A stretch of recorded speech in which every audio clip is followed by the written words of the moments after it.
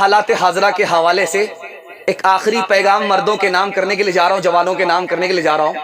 1757 عیسوی میں نواب سراج الدولہ نے مقابلہ کیا کس سے؟ انگریز سے۔ انگریز کی فوج کتنی ہے؟ 3000، اور نواب سراج الدولہ کے پاس فوج کتنی ہے؟ 70,000۔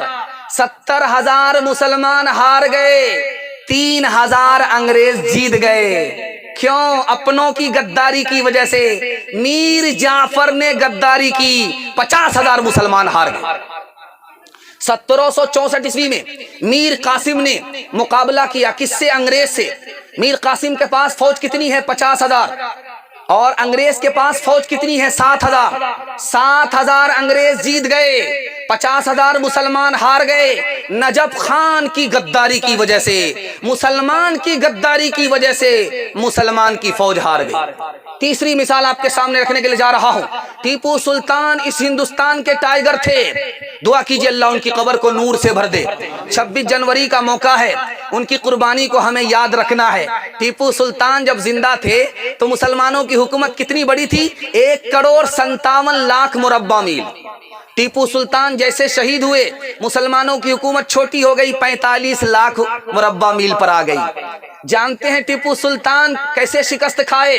1799 میں انگریز سے مقابلہ کیا، اور میر صادق کی غداری کی وجہ سے ٹیپو سلطان شہید ہو گئے، انگریز کو شکست نہیں دے پائے۔ دھیان سے سنیے گا، انگریز اس ملک میں مسلمانوں سے حکومت چھیننے میں، ہندوؤں سے حکومت چھیننے میں کامیاب کیسے ہو گیا دکھانے کے لیے جا رہا ہوں۔ 1900 عیسوی میں انگریز نے عدالت میں ایک اعلان کیا کہ ہندی میں درخواست لی جائے گی، اردو میں درخواست نہیں لی جائے گی۔ زبان کے نام پر ہندو کو مسلمان سے لڑایا، مسلمان کو ہندو سے لڑا دیا۔ 1903 عیسوی کے اندر انگریز نے بنگال کو تقسیم کیا، مسلمانوں سے کہا تمہاری تعداد وہاں زیادہ ہوگی، ہندوؤں سے کہا تمہاری تعداد یہاں زیادہ ہوگی۔ تعداد کے نام پر مسلمان کو ہندو سے لڑایا، ہندو کو مسلمان سے لڑایا۔ تیسرا ترکش انگریز کا 1906 عیسوی میں انگریز نے 2 جماعت بنائی، ایک پارٹی کا نام رکھا مسلم لیگ، ایک پارٹی کا نام رکھا ہندو مہاسبھا۔ یہ دونوں پارٹی کس نے بنائی؟ انگریز نے بنائی۔ قوم کے نام پر انگریز کو مسلمان سے لڑایا، ہندو کو مسلمان سے لڑایا، مسلمان کو ہندو سے لڑا دیا۔ 1922 عیسوی میں ایک سوامی تھے، اس کا نام تھا شردھانند۔ انہوں نے شوشہ چھوڑا کہ مسلمان باہر سے آئے، انہوں نے یہاں کے ہندو کو زبردستی مسلمان بنائے۔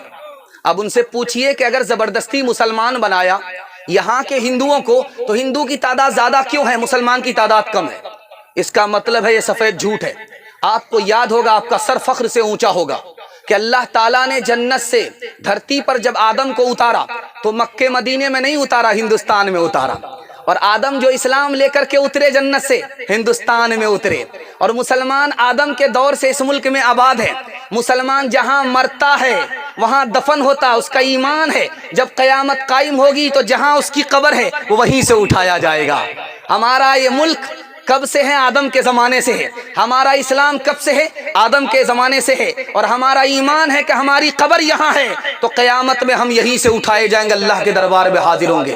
تو مرتے مرتے جیتے جیتے ہندوستان سے ہمارا مضبوط تعلق رہے گا۔ ہاتھ اٹھا دیجئے انشاءاللہ۔ اپنا گھر ہوگا، دوسرا مالک ہوگا، ہاتھ اٹھائیے انشاءاللہ۔ یہاں پھنس گئے۔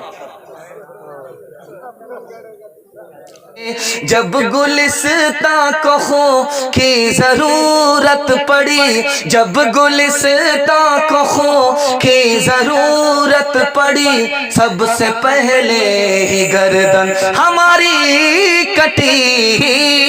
جب گلستاں کو خوں کی ضرورت پڑی، سب سے پہلے ہی گردن ہماری کٹی۔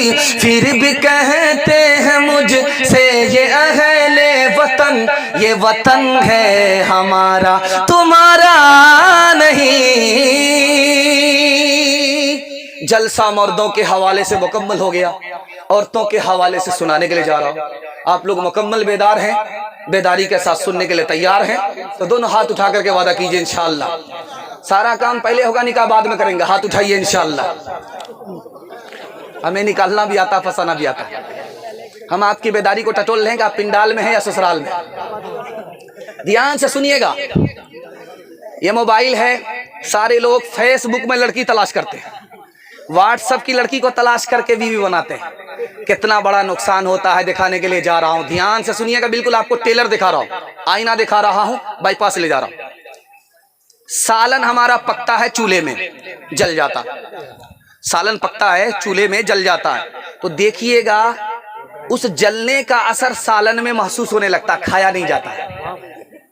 अगर आपका सालन चूल्हे में जल गया तो खाया नहीं जाता, सालन जल गया तो एक वक्त की परेशानी होती है, लेकिन अगर नाफरमान बीवी घर में आ गई तो दिल जल जाता है, जिंदगी भर आदमी परेशान हो जाता है।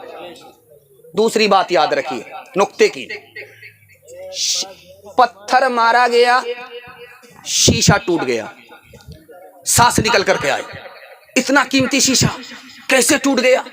बेटा निकल करके आया, तेरी नालायक बहू ने पत्थर मारा है, शीशा टूट गया। तो बहू निकल करके आई, कसूर तुम्हारा है, इल्जाम मेरे सर पर दे रहे हो, मैंने शीशे पर पत्थर नहीं मारा था, पत्थर तुम्हारे ऊपर चलाया था, तुम पत्थर खा जाते, शीशा बच जाता।